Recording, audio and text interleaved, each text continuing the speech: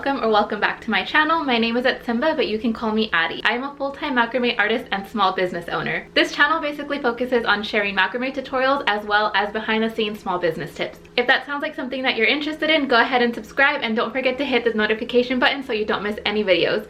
Today's video is going to be a Q&A, and I'm really excited about this because a couple of days ago I put up a little question box on my stories for you guys to ask me all of the macrame, small business, and Etsy related questions. You guys asked a ton of good questions, and although I would love to answer every single one, this video would literally be hours long if I did. I basically looked at all of the most popular and most frequently asked questions and grouped them together and saw that there were a couple of similar questions, so those are the top ones that I will be answering today. I'm really excited to jump right into this Q&A, but before I do, I just want to give a little intro on myself and my business. By the way, if you see me constantly looking at my phone, it's because I wrote down all of the questions that I'm going to answer and also a couple of key points that I wanted to mention. So a little intro about me and my business. I am 26 years old and I started Sea by the Sea Shop in 2017 when I was living in San Diego. I fell in love with macrame because I used to hang out at a lot of coffee shops and do work on my laptop when I lived in San Diego, and you know San Diego has like super cute and trendy coffee shops, so I would always see plant hangers or wall hangings in the coffee shops that I was working at, and I've always been a very crafty, hands-on person, so I decided that it would be fun to just learn how to make them myself. I ended up looking up a bunch of YouTube videos, and after watching some basic knots and a ton of trial and error, I ended up making a ton of plant hangers for myself and even opened up an Etsy shop to sell a couple of pieces to my coworkers.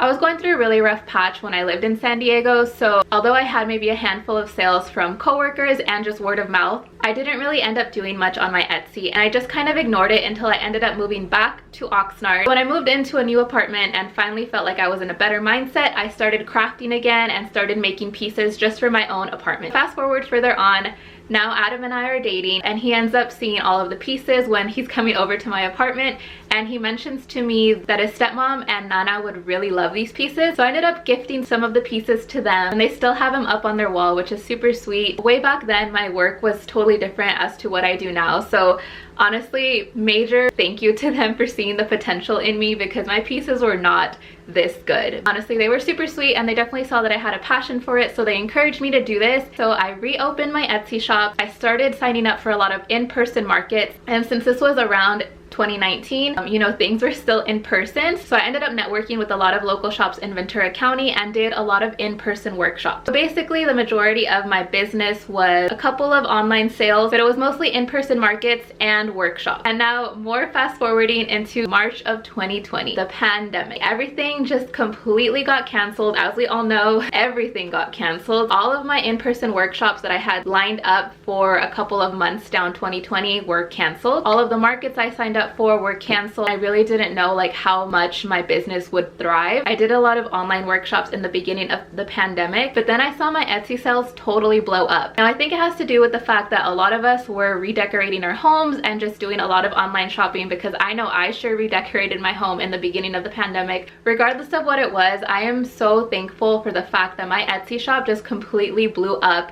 within, like, from March to June were my busiest months I've ever had. And it was just really awesome to see my sales just totally blossom. I ended up putting my online workshops on hold and just focused a lot on just pushing out Etsy sales. Fast forward again to January of 2021. I quit my job at Whole Foods and I am now a full-time macrame artist, full-time Etsy seller, and a cord and rope supplier. It has been a long, wild ride. Thank you so much to everyone that has been here from the beginning and seen just the potential in me as I have grown in my craft, as I've bettered my technique and just learned a lot of things along the way. That's the backstory. I could go on and on with a lot more detail, but again, I would be here for hours. So I tried to keep that as short as possible. Of course, there were a lot of ups and downs, but that's basically the story to get to the point where we are now. So now that you know that backstory, I'm gonna jump into these questions. But I get this question a lot and it's kind of hard to answer, so hopefully I don't talk too long on this topic. I get asked really often, how did I grow my business? As I mentioned in my little backstory, I did a lot of in-person markets and a lot of in-person workshops. Basically, I would say that the first year of Sea by the Sea Shop was just a lot of like word of mouth through my local community. So I live in Oxnard. I'm really close obviously to Ventura, and we have a main street in Ventura that is just absolutely beautiful. There are a lot of shops in there that carry local artisans, so I would go in there and just talk to them and see if they wanted to carry my macrame or see if they wanted me to host a workshop. Just doing that and then connecting with other local makers was just a really good way to start off my business. There's also a lot of benefit obviously to having your business and having a big presence on social media. We all know that this world is digital, so if you aren't already super on it, I would highly suggest you getting on Instagram, TikTok, YouTube. Just do what you gotta do. You have to end up being comfortable with just putting yourself out there, because that is how we network these days. Everything is on social media, so you just have to get comfortable doing that. So another very frequently asked question is for tips on someone that's starting out. So again, I would just say to continue networking with local makers. Just get very comfortable and be friendly with each other on Instagram. Maybe do like pair up and do giveaways. If you have like a maker that you follow that you just really admire, just be nice to them, like comment on their things and just say something that you actually mean. Don't go on their comments and say, hey, come check out my shop. You know, if they have a caption writing out what they did in the weekend, maybe you can reply back like what you did in the weekend, and just genuinely form like a really good friendship and a really good connection. You can also do that with influencers. Like I know I have connected with a lot of really cool influencers on social media, and then that way it's just a lot easier to open up the door for potentially doing like a giveaway together, or maybe then reaching out to them and offering them like a free item in your shop, and then that way they can just genuinely share your items. So that's been like one of the biggest tips for me. Just make real and genuine connections on social media. Another big tip is just to be extremely consistent. You have got to keep posting, you have got to keep making, you have got to keep practicing and just getting better at your craft.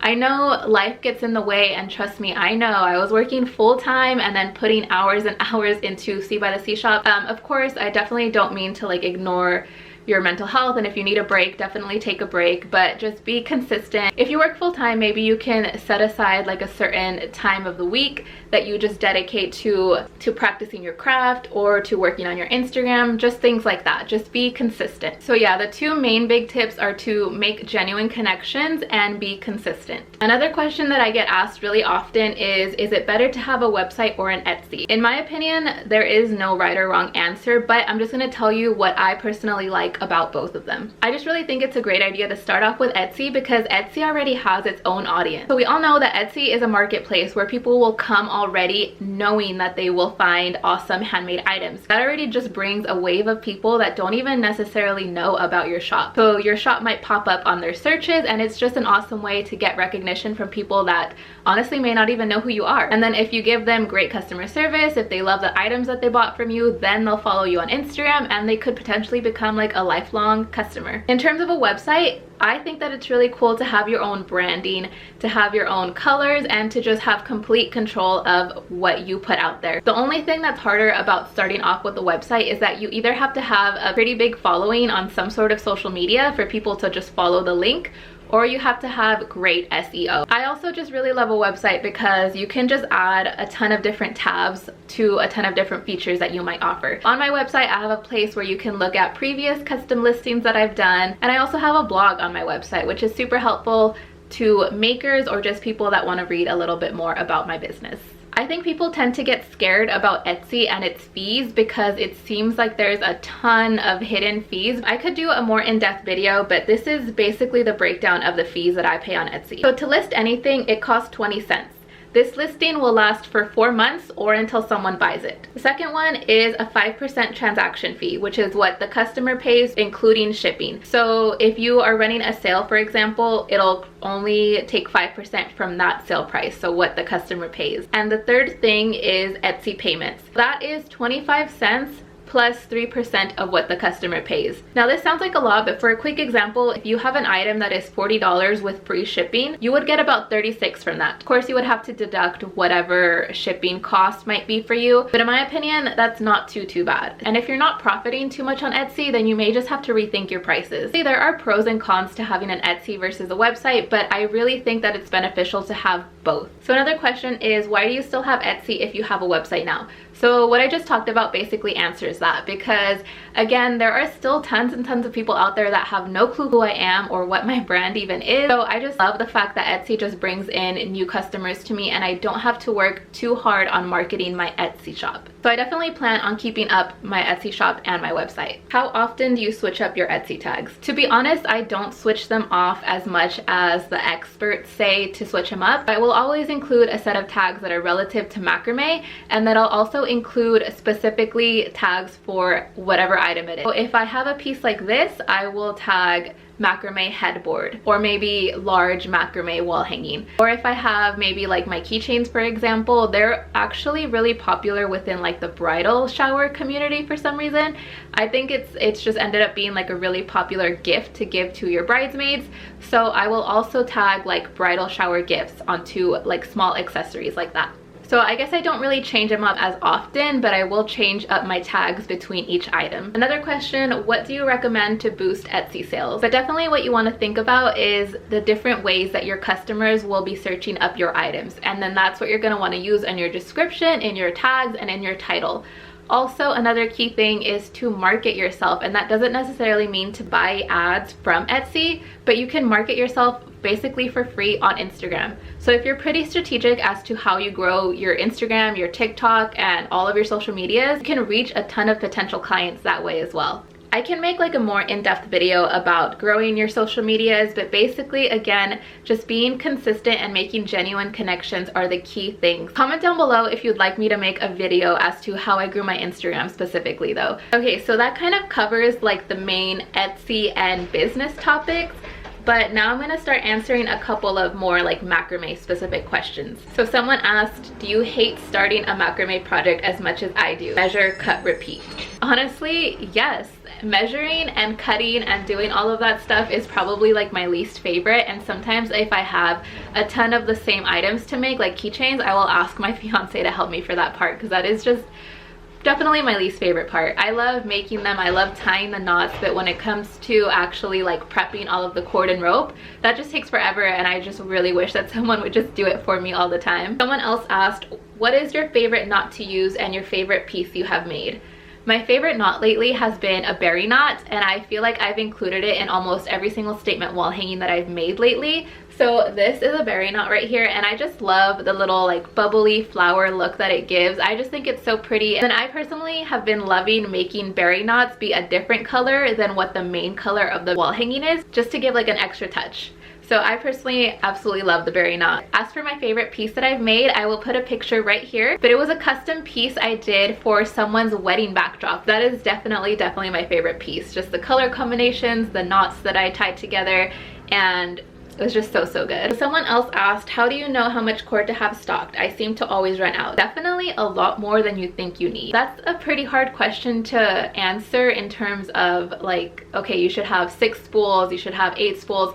But I would just definitely go through your inventory and just see what sells the most. So obviously you're gonna wanna have extras of whatever your most popular color is, whatever your most popular size is. Maybe have like a rule of thumb, buy one more than you think you need. It never hurts, especially if it's one of your most popular colors. You'll just have it there, and maybe you can make like a custom piece, or maybe you can make like a new piece with it. In the beginning, I definitely ordered just like the minimum amount, but then I would always just get anxiety from like seeing my cord being like so low and knowing that I had these orders to still make, and then thinking about like potentially running out. And it is literally like the worst thing to run out of a certain color in the middle of like a custom piece that you still have to make, or in the middle of like a big keychain order. That is just the last thing you want. So I definitely just suggest order one more spool than you think you need, honestly. Someone said, I'm super duper excited for this Q&A. I'd love to know how you found your niche and how long you juggled both your old job and your new biz before quitting. But as I mentioned in my backstory, I basically found this niche because I was super attracted and all super in love with all of the macrame that I would see in coffee shops in San Diego.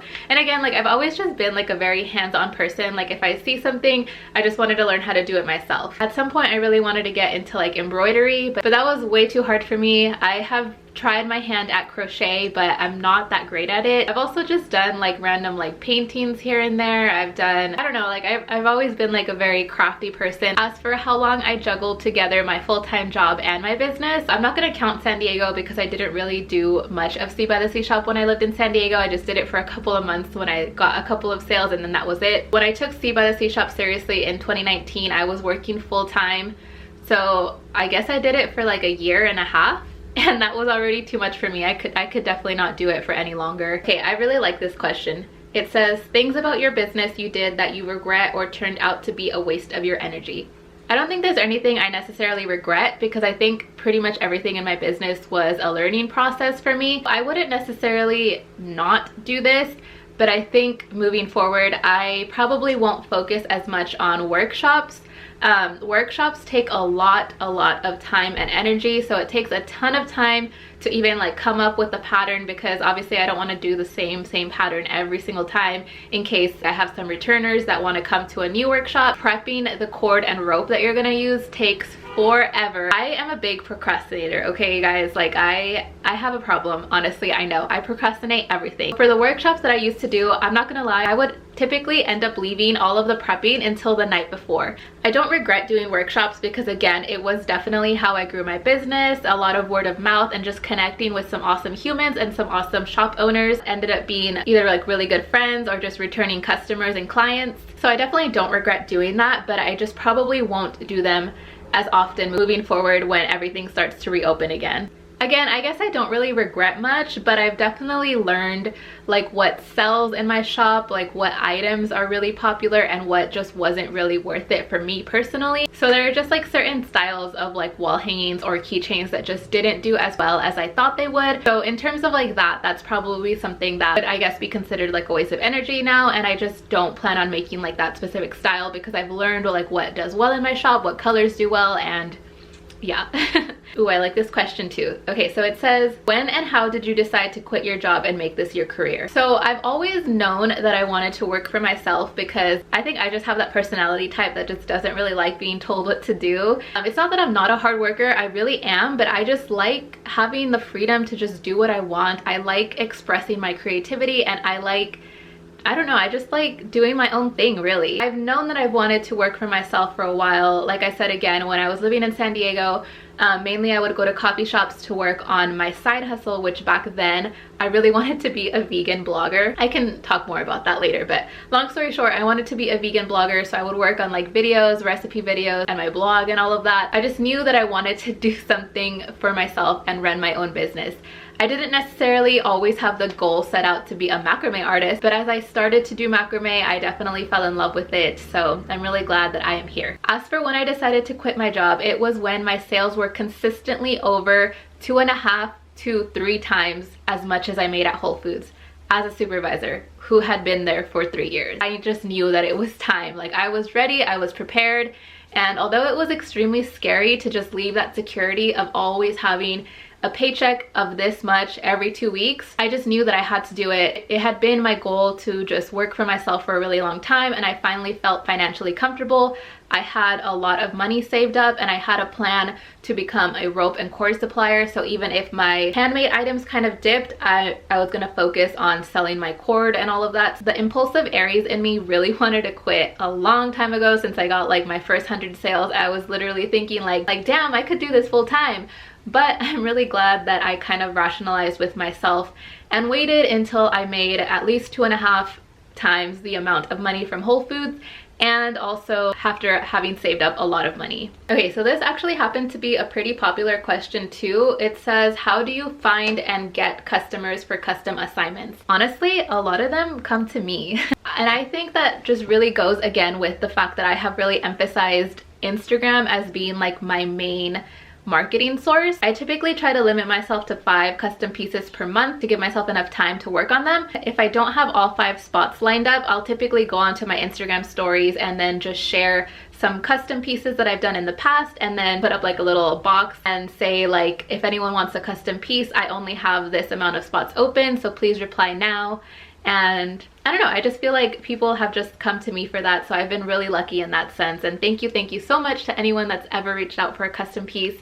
I have absolutely loved creating the custom pieces for you guys. Okay, someone else asked, do clients understand it takes time to create and produce your pieces? Yes. Honestly, I am not gonna lie when I say I have the best clients. Maybe I've had like a couple of interactions where someone was really pushy about getting their piece quickly, but honestly the amount of times that that has happened are totally insignificant compared to the amount of times that my clients have been the best, most patient, kindest, amazing people ever. It takes me a few weeks to work on a custom piece, and my clients are completely understanding of that. And of course, just being very open and communicating with your client, especially if you have, you know, something in your life that might come up that might like delay you being able to work on your piece. Just be open with your clients and they will definitely understand and appreciate you. Okay, so I think I'm going to answer just a couple more questions. I pretty much answered not necessarily every single question, but every single topic that was asked. So I'm just looking through and seeing if there's anything that was like a totally different question. How do you determine custom pricing? You basically want to take the cost of your materials and of course add in the time that it takes for you to make your pieces. So this is why, I don't know if you've seen on like my Instagram stories, that I really love to emphasize having a notebook dedicated to your pieces. So I have a notebook that I totally dedicate to all of my measurements and the time that it takes me to make a certain piece. I have definitely made the mistake of charging way too low, and then after I'm done making the piece, after I worked on it for hours and hours, I feel like I've almost made nothing. And you don't want to feel like that. You don't want to feel like your work is meaningless, and you don't want to feel like you aren't making enough to cover even supplies. If you want to make this your full-time thing, you have got to realize that you're going to be paying yourself and your bills and everything with this. So yeah, don't be afraid of charging more if you feel like you aren't making a good profit or you aren't paying yourself what you would want to make an hour, for example. But once you have a basic idea of how much it takes you per size and you've written down notes, you kind of just have like a general sense of that, you can pretty much find out like what your square footage cost will be. So if a client says that they want a piece that is 4 feet wide and 3 feet long, then I will just multiply that by the square footage price I have set for myself, and then that is the custom order price. Of course, if there's a lot of extras like a different type of color, or if they are requesting like a specific pattern or a knot that took a really long time, or that's extremely intricate, or just like little things like here and there, if they need it by a certain time, just make sure that you factor that in as well. Okay, so how do you figure out how much to charge for shipping, and what do you use for labels? So I basically use a food scale to weigh all of my small items, and then I purchase my labels through Etsy. Sometimes I'll need to use Pirate Ship, or if I'm fulfilling an order from Shopify, I'll just use Shopify. Typically for the bigger wall hangings, I have to purchase through the UPS website, and for that, I just like to use the standard flat rate fee. So if you go in there, you can actually get charged more of like a flat fee instead of per weight. So for me personally, that's just what's worked the best, and I don't profit on shipping. I really just consider the charge of the label for myself and the materials. And then in most platforms that you use, there's also an option to add in an increase for shipping cost. So you can add in how much your materials cost. You want to take into consideration the cost of the box, stickers you might add in there, any like packaging materials, any marketing materials. Basically, that's like your shipping and handling fee. So you just want to make sure that you cover all of that as well, and then add that in. So my camera's about to die, so I think I'm gonna stop here. I think I answered a good amount of questions, so I really hope that you guys found this Q&A useful if you are a macrame maker or a small business owner. If you like this video, don't forget to leave a like and also a comment letting me know if this was useful, or maybe other further questions you may have for future Q&As. So again, thank you guys so much for watching. I really hope you guys found this useful. Don't forget to like, subscribe, and comment because it really helps out my small channel. Thank you guys so much. I will see you in the next one.